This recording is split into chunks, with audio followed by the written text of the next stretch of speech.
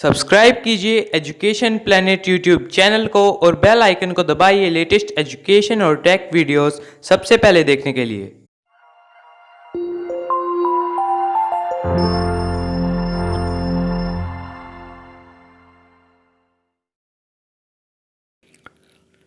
प्रिय विद्यार्थियों, कक्षा 5 माध्यमिक शिक्षा बोर्ड राजस्थान की पर्यावरण की पुस्तक, आज उसका पहला अध्याय हम पढ़ेंगे, रिश्तों की समझ। सबसे पहले हम जो पाठ का शीर्षक है उस पर हम चर्चा करते हैं। रिश्ता क्या होता है, किसे कहते हैं, उसको समझने के बाद हम इस पाठ को आगे बढ़ाएंगे। रिश्ता क्या होता है? आप अपने परिवार में रहते हैं तो आप किसी के तो आप भाई लगते हैं, और परिवार में कई ऐसे होते हैं जो आपके मामा लगते हैं, कोई आपके चाचा लगते हैं, कोई आपके बहन, इस प्रकार से कोई आपके दादा है, नाना है। तो यानी आप अपने परिवार में किसी को मामा कहते हो, किसी को चाचा कहते हो, किसी को बहन कहोगे, किसी को बुआ कहोगे, किसी को दादा, किसी को नाना। तो ये जो शब्द हैं जो आपके और उस व्यक्ति के बीच के जो संबंध है उसको जो एक नाम देता है वो होता है रिश्ता। अब मामा किसे कहेंगे, चाचा किसे कहेंगे, बहन, दादा, भाई, इसकी हम बात पाठ के अंदर चर्चा करेंगे। आप में से अधिकांश इस बात को जानते भी हैं। तो पाठ को प्रारंभ करते हैं। रिश्तों की समझ। संजना और सलमा ये दो छात्राएं हैं जो एक साथ एक ही विद्यालय में पढ़ती है। एक दिन संजना बहुत ही उदास थी। अब उदास किसे कहेंगे हम? उदास कब होते हैं? आप भी बहुत बार उदास होते हो। जब आपका मनपसंद टेलीविज़न का कार्यक्रम आ रहा होता है और आपको आपकी माताजी कह देती है कि ये कार्यक्रम नहीं देखना, शक्तिमान आ रहा है रात्रि को, और आपको कह दिया शक्तिमान देखना नहीं है, आपका थोड़ा मन खराब हो जाएगा, आपको अच्छा नहीं लगेगा, आप उदास हो जाओगे। आपकी कोई प्रिय वस्तु है वो गुम हो गई, आप उदास हो जाओगे। आपने किसी चीज़ की इच्छा की, आपको वो नहीं मिली, आप उदास हो जाओगे।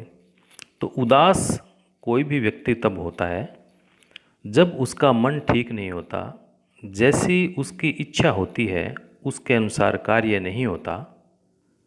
कई बार स्वास्थ्य खराब होने से व्यक्ति उदास हो जाता है, किसी को कोई बीमारी हो गई उसमें उदास हो सकता है। तो संजना बहुत उदास थी। तो सलमा ने उससे पूछा, आज तुम इतनी उदास क्यों हो? संजना ने कहा, मेरी माँ की तबीयत खराब है। अब यहाँ एक रिश्ता आ गया, माँ।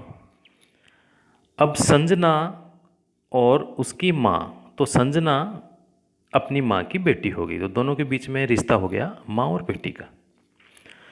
तो उसने कहा, मेरी माँ की तबीयत खराब है। सलमा बोली, चिंता मत करो संजना, मध्यांतर में अर्धावकाश में हम साथ बैठकर विस्तार से बात करेंगे, आंटी जल्दी ठीक हो जाएगी। अब देखिए, यहाँ पर सलमा ने संजना की माँ के लिए जो शब्द प्रयोग किया है वो प्रयोग किया है आंटी। अब आंटी एक इस प्रकार का शब्द है जिसमें चाची, ताई, कोई बुआ, मौसी, ये सब एक आंटी शब्द के अंतर्गत आजकल उसको प्रचलन में ले लिया जाता है। तो सलमा के लिए संजना की माँ आंटी है। तो यहाँ भी एक शब्द आंटी है, वो सलमा और संजना की माँ में एक रिश्ता बनाता है। चलिए पाठ को आगे बढ़ाते हैं। अब मध्यांतर में दोनों बातचीत कर रही है। संजना की माँ की तबीयत खराब है। सलमा ने पूछा क्या हुआ। संजना ने कहा माँ को तेज़ बुखार आ गया। सलमा डॉक्टर को दिखाया था। सलमा हाँ, डॉक्टर ने दवाइयाँ दी। दादी जी व ताई जी माँ की देखभाल कर रही है। अब यहाँ पे दो रिश्ते और आ गए, दादी जी व ताई जी। अब दादी जी कौन होते हैं? आपके पिताजी की माताजी, वो आपकी दादी जी है। और ताई जी कौन होते हैं? आपके पिताजी के बड़े भाई की पत्नी, वो आपकी ताई जी होती है। तो उसने, संजना ने कहा दादी जी और ताई जी माँ की देखभाल कर रहे हैं। सलमा फिर क्यों चिंता करती हो, तुम्हारे परिवार में तो सब लोग हैं। संजना हाँ, मेरा पूरा परिवार एक साथ रहता है। परिवार में कौन कौन है? दादाजी, दादी जी, ताई जी, ताऊ जी, चाचा जी, चाची जी, उनके बच्चे, हम सब साथ साथ रहते हैं। कितना मज़ा आता है। सलमा तुम बिल्कुल चिंता मत करो, तुम्हारे घर में सब मिलकर माँ की अच्छी तरह देखभाल कर रहे हैं। देखना मैं 2-3 दिन में बिल्कुल ठीक हो जाएगी। मेरे घर पर केवल मेरी माँ, पिताजी और मेरी छोटी बहन है। अब दो प्रकार के परिवार आपके सामने आ गए। एक परिवार में सब हैं। कौन कौन है? दादाजी, दादी जी, ताऊ जी, ताई जी, चाचा जी, चाची जी, उनके बच्चे, सब मिलजुल कर साथ रहते हैं। और दूसरा सलमा का परिवार है, उसमें कौन है? सलमा, उसकी बहन, उसके माँ और उसके पिताजी। तो एक तो परिवार है बड़ा परिवार, एक है छोटा परिवार। अब बड़े को क्या कहेंगे, छोटे को क्या कहेंगे, हम पाठ में आगे देखते हैं।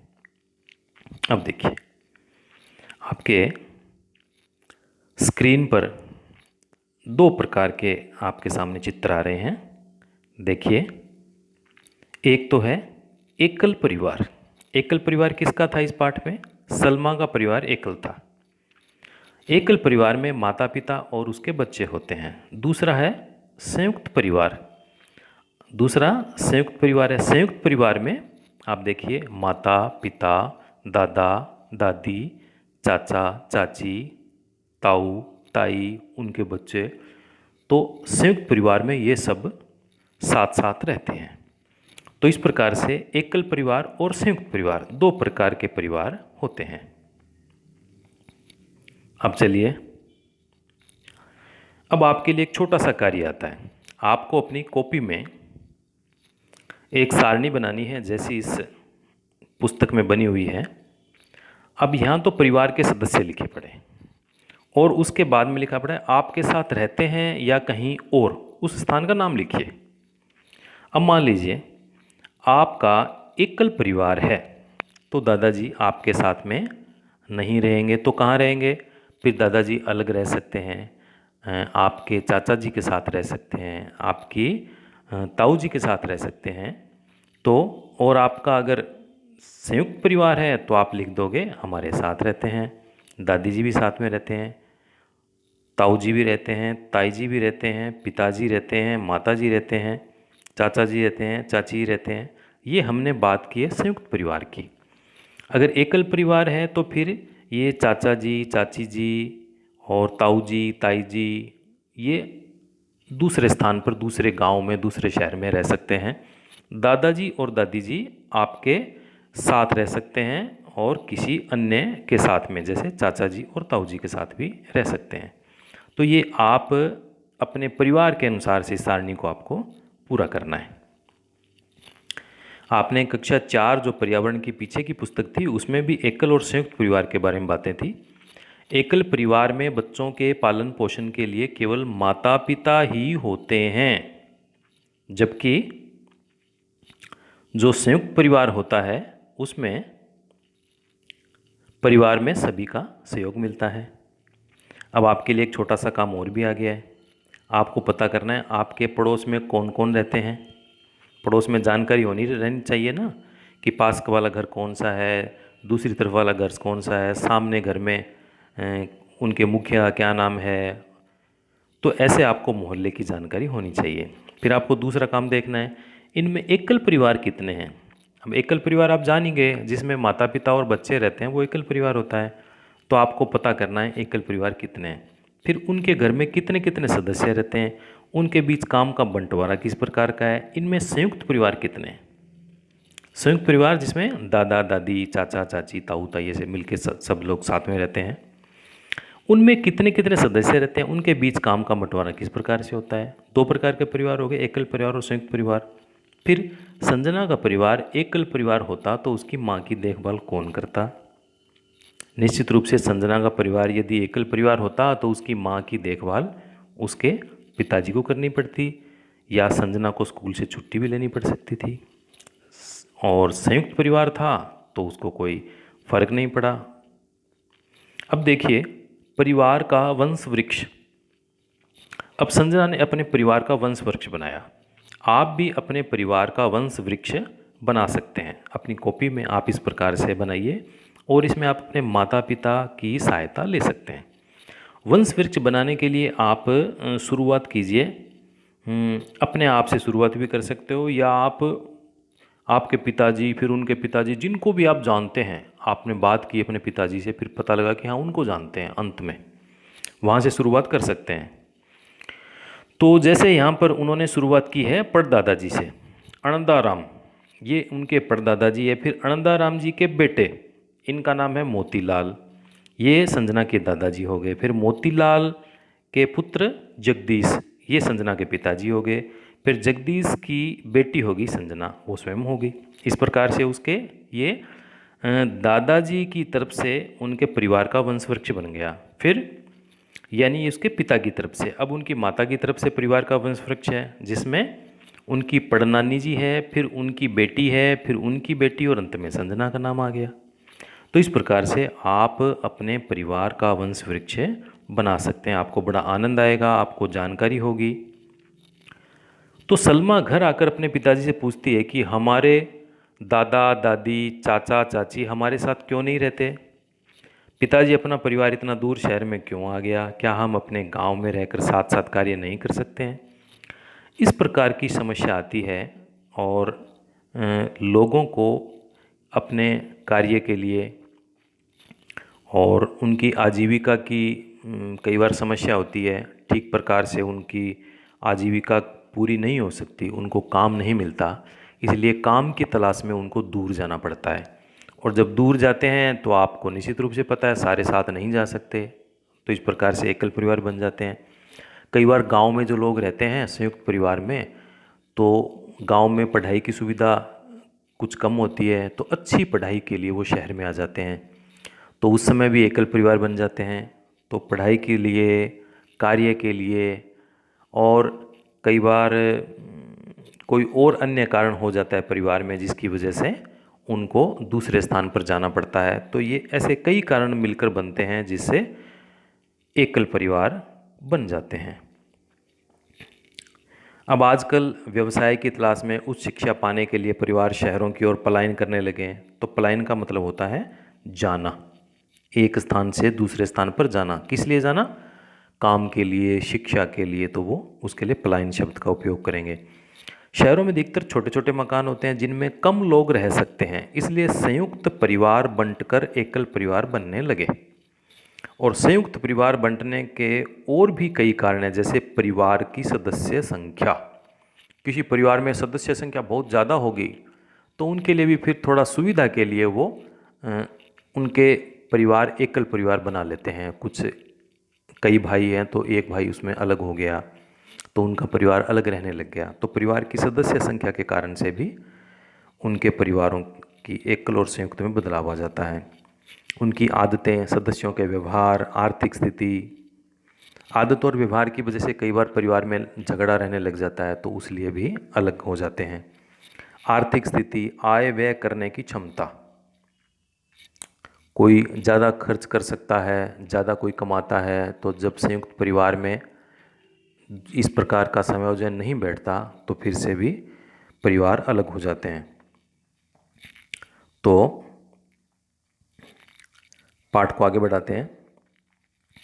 एकल परिवार बनने के क्या कारण है, हमने अभी विस्तार से बात की। संयुक्त परिवार और एकल परिवार में क्या अंतर है? संख्या का अंतर है। संयुक्त परिवार में दादा दादी, चाचा चाची, ताऊ ताई सब मिलजुल के रहते हैं, और एकल परिवार में माता पिता और उनके बच्चे होते हैं। समय के साथ त्यौहार मनाने के तरीकों में क्या क्या बदलाव आए हैं? जब संयुक्त परिवार होता है तो त्यौहार जोरदार मनाया जाता है, सब मिलजुल कर मनाते हैं। एक बड़े स्तर पे वो काम होता है, और एकल परिवार में छोटे स्तर पे काम होता है। त्यौहार का जो आनंद होता है वो कुछ कम हो जाता है।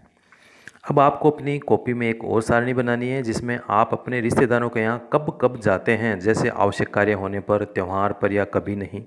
जैसे नाना जी और नानी जी, क्या आप इनके साथ रहते हैं? नहीं रहते।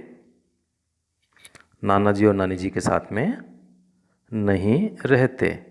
कब जाते हैं? छुट्टियों में जाते हैं। जब आपकी गर्मी की छुट्टी होती है तब आप जाते हो। दादाजी और दादी जी के साथ में रहते हैं। चाचा जी चाची जी के साथ में नहीं रहते। कब जाते हैं? छुट्टियों में जाते हैं। कोई शादी होती है तब जाते हैं। बुआ जी फूफा जी इनके साथ में नहीं रहते, इनके साथ भी छुट्टी में जाएंगे। मौसा जी मौसी जी इनके साथ भी नहीं रहते, उनके भी छुट्टी में जाएंगे। छुट्टियों में जा सकते हैं, उनके घर में कोई कार्यक्रम है, कोई उन्होंने नया घर बनाया उसका मुहूर्त है, उस समय जा सकते हैं। उनके परिवार में किसी की शादी है, कोई किसी का जन्म दिवस है, उन्होंने बुलाया है, तो इस प्रकार के कोई उत्सव हो तब उनके साथ हम जाते हैं। देखिए आगे एक विषय आता है गोद लेना। एक बार बरसात के दिनों में संजना एवं सलमा विद्यालय से पिकनिक मनाने दूर बगीचे में गए। बगीचे में अन्य साथियों के साथ खेल कूद कर खाने पीने का आनंद लिया, और बगीचे में बैठकर खाना खाते हुए कक्षा के ही मोहन ने योगी से पूछा, तुम अपने साथ किसको लेकर आए हो? योगी, यह मेरी छोटी बहन है। मोहन, यह पहले तो कभी तुम्हारे साथ दिखाई नहीं दी, अचानक कहाँ से आ गई भैया? योगी, यह हमारे घर में नई आई है, इसे मेरे माताजी और पिताजी ने गोद लिया है। देखो एक नई जानकारी आपको मिलेगी। गोद लिया है, जैसे मैं अपने माता पिता का लड़का हूँ वैसे ही यह भी मेरे माता पिता की लड़की है। इस तरह ये मेरी बहन है, यह मुझे बहुत अच्छी लगती है और मेरे साथ घूमती है और मेरी नकल करती है। गोद लेना क्या होता है? किसी रिश्तेदार या अन्य के बच्चे को, यानी वो बच्चा स्वयं का उनका नहीं होता, किसी और का बच्चा होता है, और उसको वो कानूनी तरीके से संरक्षण प्रदान करके उसको अपने पास ले आते हैं, उसका पालन पोषण करते हैं, उसको पढ़ाते हैं, अपने बेटे बेटी की तरह अपने साथ ही रखते हैं, फिर हमेशा उनके साथ रहता है वो। तो इस प्रकार कानूनी तरीके से किसी दूसरे के बच्चे को हम अपने साथ रखते हैं तो उसको कहते हैं गोद लेना। अब निश्चित रूप से गोद लेना क्या होता है आप समझ गए होंगे। चलिए अब सोचिए और बताइए, यदि आप एकल परिवार में रह रहे हैं और आपकी माँ 2-3 दिन के लिए बाहर जाती है तब आप कैसा महसूस करते हैं? बिल्कुल ही बुरा महसूस करते हैं, मन उदास हो जाता है। खाने पीने की भी समस्या होती है, अच्छा खाना नहीं मिलता, पिताजी को जैसे बनाना आता है वैसे ही बनाते हैं या बाहर से मंगाना पड़ता है। जिन बच्चों के माता पिता नहीं होते उनकी देखभाल के लिए सरकार द्वारा संचालित विद्यालय, आश्रम, छात्रावास किस प्रकार से काम करते हैं? तो सरकार ने इस प्रकार के कई प्रकल्प चला रखे हैं, तो उसमें बिना माता पिता के बच्चों को रखते हैं और सरकार के द्वारा उनकी अच्छी देखभाल करने का प्रयास किया जाता है। कौन किसके जैसा? संजना और उसकी बहन पिंकी अपनी माँ के साथ मामा की शादी में गई। वहाँ उसकी मौसी जी भी आई हुई थी। उसकी गोद में एक छोटी सी बिटिया थी। माँ देखो ये कितनी सुंदर है, अरे देखो देखो उसकी नाक तो नानी जैसी है, आंखें इसके चाचा जी जैसी है, गोरा रंग दादाजी जैसा है, और इसके भाई के चेहरे का रंग तो हल्का सांवला है। ऐसा होता है ना, परिवार में सभी समान नहीं होते, और रंग, उनका रूप, उनकी लंबाई, उनके बाल, उनके किस प्रकार से आँखें कैसी है, त्वचा का रंग कैसा है, ये सारा का सारा हम कई हमारे जो परिवार में चाचा जी हैं, दादाजी हैं, नाना जी हैं, उन सब से हमें कुछ न कुछ गुण मिलते हैं। ये गुण क्या कहलाते हैं अब हम इसकी आगे बात करते हैं। अब देखिए आपको फिर एक काम करना है। आपके कौन कौन से शारीरिक लक्षण आपके परिवार के किस सदस्य से मिलते हैं अपनी आपको कॉपी में लिखना है। चेहरा, आंखें, नाक, बाल, कान, रंग आपको देखना पड़ेगा। चाचा जी को देखना पड़ेगा, ताऊ जी को देखना पड़ेगा, दादाजी को, नाना जी को, नानी जी को, दादी जी को, उन सबको देखना पड़ेगा और मिलान करना पड़ेगा। तो आप में ये जो चेहरे, आँख, नाक, बाल, कान, रंग है, ये आपको किसी न किसी जैसे ज़रूर मिलेंगे। अब संजना ने अपनी माँ से पूछा, माँ मेरी कक्षा में अंजलि बाएं हाथ से लिखती है लेकिन उसकी लिखावट बहुत सुंदर है, इसके लिए उसे इनाम भी दिया गया। मैंने उससे पूछा कि तुम दाएं हाथ से क्यों नहीं लिखती हो, हम सब तो दाएं हाथ से लिखते हैं। उसने कहा, मैं सभी कार्य बाएं हाथ से ही करती हूँ, मैंने दाएं हाथ से लिखने का प्रयास किया पर लिख नहीं पाती। अब ये उसकी आदत हो गई। अब आपको पता करना है आपकी कौन कौन सी आदत आपके परिवार के किस सदस्य से मिलती है। अपनी कॉपी में आपको लिखना है, बात करना, चलना, उठना, बैठना, पढ़ना, लिखना, ये सारी चीज़ें आपको पता करके आपको लिखनी है। अब बच्चों के जो ये लक्षण होते हैं वो अपने माता पिता, दादा दादी, नाना नानी के लक्षणों से मिलते हैं। इन लक्षणों को कहा जाता है वंशानुगत या आनुवांशिक लक्षण कहते हैं। यानी जो लक्षण में दादा दादी, नाना नानी से मिलते हैं उन लक्षणों को हम आनुवांशिक या वंशानुगत लक्षण कहते हैं। यह वंशानुगमन अर्थात पीढ़ी दर पीढ़ी लक्षणों का गमन करता है। यानी जो आपके परदादाजी थे उनमें जो गुण थे उनमें से बहुत से गुण आपके दादाजी में आ गए, आपके दादाजी के बहुत से गुण हैं वो आप में आ जाएंगे। इस प्रकार से पीढ़ी दर पीढ़ी जो ये गुण चलते रहते हैं उनको कहते हैं पीढ़ी दर पीढ़ी लक्षणों का गमन होना। तो बच्चों में कुछ लक्षण आसपास के वातावरण से भी प्राप्त होते हैं जो वंशानुगत नहीं होते। अब देखिए, आगे देखते हैं। ये चित्र आपको दिखाया जा रहा है ग्रेगर जॉन मेंडल। एक ये महान वैज्ञानिक थे और उन्होंने मटर के पौधे पर बहुत से प्रयोग किए थे और वंशानुगत के नियम प्रतिपादित किए, इसलिए उन्हें आनुवंशिकी का जनक कहा जाता है। आपसे छोटा प्रश्न पूछ सकते हैं, आनुवंशिकी का जनक किसे कहा जाता है? आप कहोगे ग्रेगर जॉन मेंडल को आनुवंशिकी का जनक कहा जाता है। आगे देखते हैं, एक और वैज्ञानिक है, ये भारत के हैं, डॉक्टर हरगोविंद खुराना। इन्होंने वंशानुगत नए गुणों के निर्धारण हेतु कई शोध पत्र लिखे। शोध पत्र कहते हैं जब कोई व्यक्ति खोज करता है, खोज करने के बाद में वो जो कुछ लिखता है और एक निष्कर्ष निकालता है और वो कहता है कि हाँ मैंने ये बात साबित कर दी, ये ऐसा होता है, तो वो जो एक लेखा जोखा प्रस्तुत करता है उसको कहते हैं शोध पत्र। इस कार्य हेतु उन्हें नोबेल पुरस्कार से सम्मानित किया गया। अब देखिए, एक नाम आया है नोबेल पुरस्कार। ये विश्व का सबसे बड़ा और सम्मानित पुरस्कार है। वैज्ञानिक, कोई कलाकार है, कोई साहित्यकार है, उन सबको अपने अपने क्षेत्र में अच्छा काम करने के लिए प्रत्येक वर्ष ये पुरस्कार दिया जाता है। तो डॉक्टर हरगोविंद खुराना को वंशानुगत गुणों के निर्धारण हेतु शोध पत्र लिखने के कारण इनको नोबेल पुरस्कार दिया गया था। अब पिंकी ने यह तो समझा कि हम अपने माता पिता या घर के अन्य सदस्यों जैसे होते हैं, लेकिन यह भी जानना चाहती थी कि क्या यह गुण जानवरों में भी होते हैं। गाय अपने बछड़े को कैसे पहचानती है? अपनी माँ भीड़ में आपको कैसे पहचान लेती है? वास्तव में प्रत्येक जीव में उसके माता पिता या पूर्वजों के गुण होते हैं, लेकिन वे कुछ गुणों में भिन्न भी होते हैं। यहाँ तक कि जुड़वा बच्चे भी कुछ कुछ गुणों में एक दूसरे से भिन्न या अलग हो सकते हैं।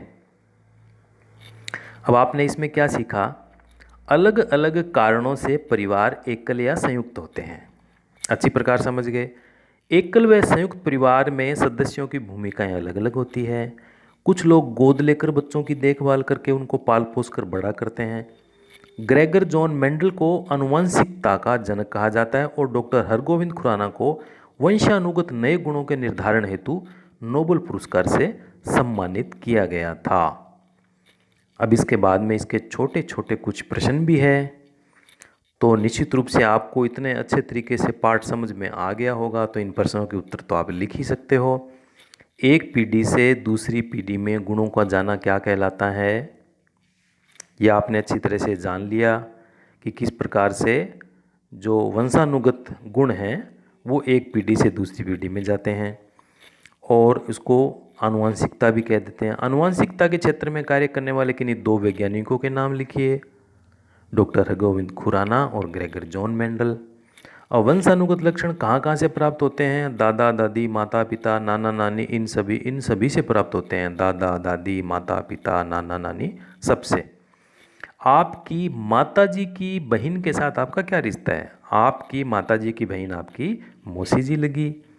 संयुक्त परिवार व एकल परिवार में क्या अंतर है? संयुक्त परिवार में सदस्य की संख्या ज़्यादा होती है, एकल परिवार में कम होते हैं।